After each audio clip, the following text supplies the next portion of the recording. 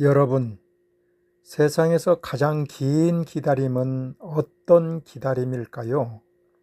오늘 소개해 드릴 이야기의 주인공, 한 어머니는 47년을 기다렸습니다. 딸이 떠난 날부터 단 하루도 빠짐없이, 그리고 47년이 지난 어느 날 현관문 앞에 낯선 여인이 서 있었습니다. 어머니, 저예요. 오늘은 세월도 국경도 넘어선 어머니와 딸의 이야기를 전해드리겠습니다. 1977년 서울 변두리의 작은 새방에 22살의 젊은 어머니가 살고 있었습니다. 이름은 이순옥. 남편은 그의 봄사고로 세상을 떠났고 손에 쥔 것은 아무것도 없었습니다. 그리고 품 안에는 태어난 지 갓 100일이 된 딸아이가 있었습니다. 이름은 수연. 순옥 씨는 매일 아침 눈을 뜨면 딸의 얼굴을 바라보며 생각했습니다. 이 아이를 어떻게 먹여 살리나. 공장 일을 해봤지만 아이를 맡길 곳이 없었고 친정도 시댁도 이미 손 벌릴 형편이 아니었습니다. 그렇게 몇 달을 버티다가 순옥 씨는 결국 복지관 문을 두드렸습니다. 이 아이를 잘 사는 집에 보내주세요. 저는 지금 이 아이를 키울 수가 없습니다. 그 말을 하면서 순옥 씨는 울지 않았다고 합니다. 이미 너무 많이 울어서 눈물도 남지 않았던 것인지 아니면 울면 마음이 흔들릴까봐 꾹 참았던 것인지 본인도 모른다고 했습니다. 수연이는 그해 겨울 미국 미네소타주의 한 가정에 입양됐습니다. 양부모는 따뜻하고 좋은 사람들이었습니다. 아이 이름을 사라로 바꿔 불렀고 사랑으로 키웠습니다. 순옥 씨는 그 사실을 전해 들었습니다. 잘 됐다고 생각했습니다. 그래도 그날 밤 혼자 방에 앉아 오래 울었습니다. 그리고 다음 날 아침 순옥 씨는 작은 공책을 하나 샀습니다. 첫 페이지에 이렇게 썼습니다. 수연아, 오늘 내가 떠난 지 하루가 됐다. 잘 있니? 엄마는 잘 있다. 보고 싶다. 그게 시작이었습니다. 순옥 씨는 그 뒤로 매년 수연이 생일에 일기를 썼습니다. 딸이 떠난 날에도, 설날에도, 추석에도, 그리고 자신의 생일에도. 수연아, 오늘 내 첫 번째 생일이다. 미국에서는 케이크를 먹었니? 엄마는 너 생각에 밥을 못 먹었다. 수연아, 내가 5살이 됐겠구나. 이제 말도 잘하겠지? 어떤 말을 하고 있을까? 영어로 하겠지. 엄마 말은 모르겠구나. 수연아, 오늘 내가 10살이 됐다. 학교는 잘 다니고 있니? 공부는 잘하니? 친구는 많이 사귀었니? 엄마는 내가 궁금한 게 너무 많다. 일기는 계속됐습니다. 수연이가 20살이 됐을 때, 30이 됐을 때, 40이 됐을 때 순옥 씨는 한 해도 빠지지 않고 딸에게 편지 쓰듯 일기를 썼습니다. 전할 수 없는 편지였습니다. 받는 사람도 없는 편지였습니다. 그래도 썼습니다. 그게 순옥 씨가 살아갈 수 있었던 이유 중 하나였는지도 모릅니다. 세월이 흐르면서 순옥 씨도 나이가 들었습니다. 재혼은 하지 않았습니다. 새 가정을 꾸리면 수연이를 잊게 될 것 같아서 그냥 혼자 살았습니다. 작은 식당 일을 하면서 틈틈이 일기를 쓰면서 공책은 어느새 수십 권이 됐습니다. 서랍 가득 쌓인 그 공책들이 순옥 씨에게는 딸과 함께한 세월이었습니다. 그러던 어느 날 순옥 씨에게 낯선 번호로 전화가 왔습니다. 국제 전화였습니다. 여보세요, 혹시 이순옥 씨이신가요? 저는 사라입니다. 한국 이름으로는 이수연이에요. 순옥 씨는 그 순간 전화기를 놓쳐버렸다고 합니다. 사라, 즉 수연이는 47살이 되던 해에 자신의 뿌리를 찾기로 결심했습니다.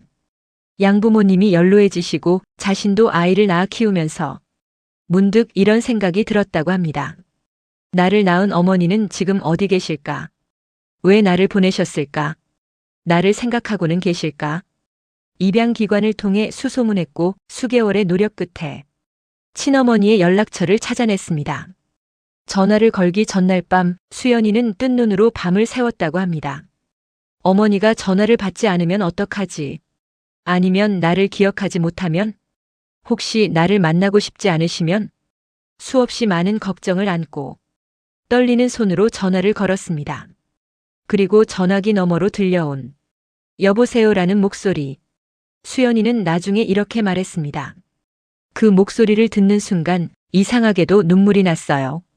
들어본 적도 없는 목소리인데 어디선가 들어본 것 같은 느낌이었어요. 2달 뒤 수연이는 한국행 비행기에 올랐습니다. 남편과 2아이도 함께였습니다. 인천공항에 내리는 순간 수연이는 다리가 떨렸다고 합니다. 그토록 오고 싶었던 땅인데 막상 발을 디디니 어떤 얼굴로 어머니를 만나야 할지 몰랐다고 합니다. 순옥 씨의 집 앞에 택시가 섰습니다. 초인종을 누르기 전 수연이는 잠깐 멈췄습니다. 심호흡을 한 번 했습니다. 그리고 눌렀습니다. 문이 열렸습니다.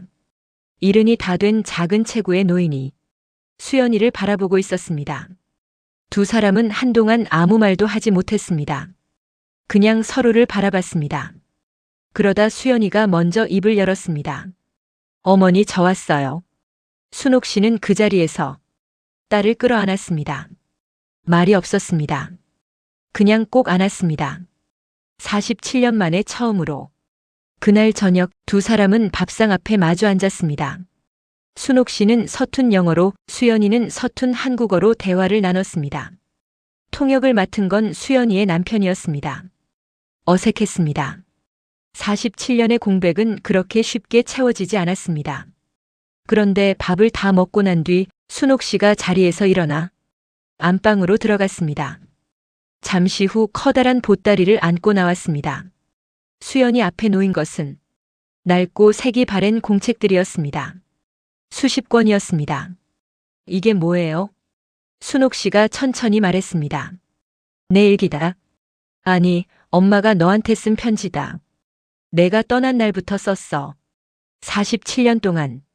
수연이는 공책 한 권을 집어들었습니다. 첫 페이지를 펼쳤습니다.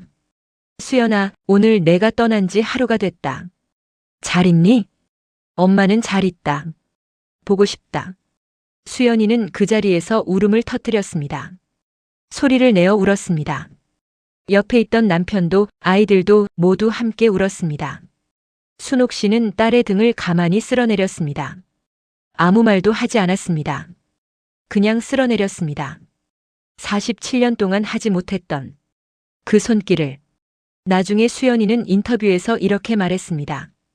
그 일기장들을 보는 순간 모든 게 이해됐어요.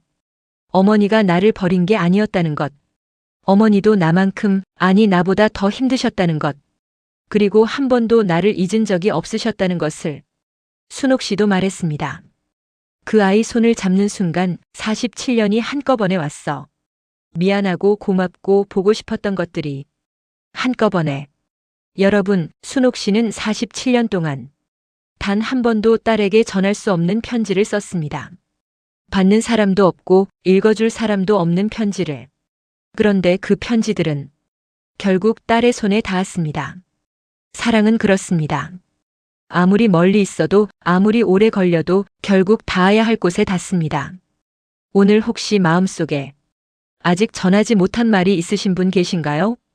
오래 기다리지 마세요. 순옥 씨처럼 47년을 기다리지 않아도 됩니다. 오늘 지금 그 말을 전해보세요. 사랑하는 여러분, 어머니의 사랑은 세월이 지워도 지워지지 않습니다. 47년의 일기장이 그것을 말해주고 있습니다. 우리 곁에 소중한 사람에게 오늘 따뜻한 말 한마디 건네시기 바랍니다. 늦은 사랑은 없습니다. 지금이 바로 그때입니다. 감사합니다.